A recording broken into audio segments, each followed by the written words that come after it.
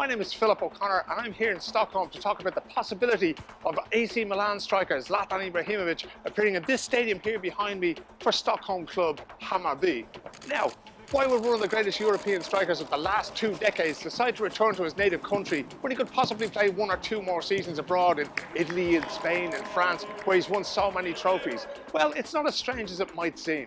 Zlatan owns about a 25% share in Allsvenskan club Hammarby, which he acquired just before Christmas. He has been here over the last few weeks training with Hammarby, and he's looked very, very happy indeed during that time.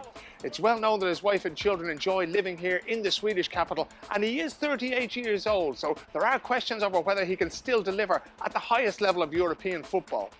I asked one of Hammarby's coaches, Joachim Björklund, what Zlatan could do if he came back to the Allsvenskan, and he said he could pretty much do anything he pleased. For us it's really good. When he's here training, you can see in our players that they get motivated.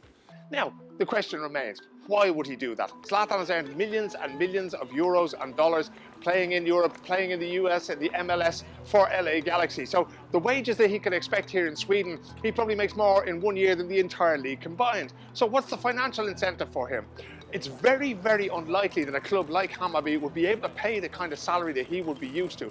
But there are external interests. One of the other major shareholders in Hammarby is AEG, and it would be in their interest to lift the league and the club as much as possible. And nothing would do that better than having him play for them.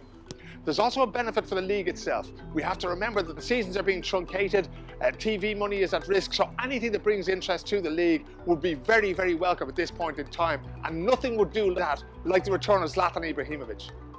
There's also another factor in there as well, and that's Zlatan's love-hate relationship with Malmö FF.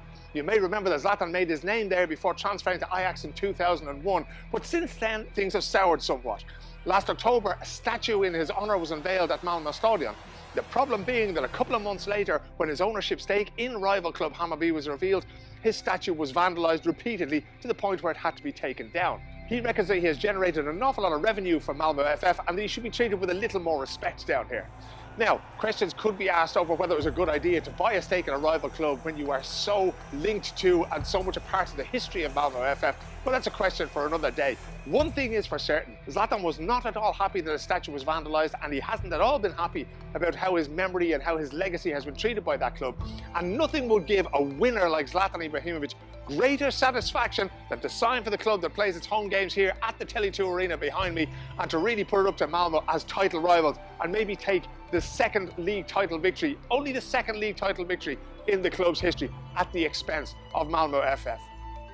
One thing that is certain in sport in this time is that it is a period of great uncertainty. We do not know what is going to happen, but Zlatan again, he's 38 years old. His contract with Milan goes out on the 30th of June. The season here in Sweden is due to start on the 14th of June. It is not beyond the bounds of possibility that he pulls on the green and white striped shirt of Hammarby FF, where he's currently an owner, and lights up Swedish football for the 2020 season.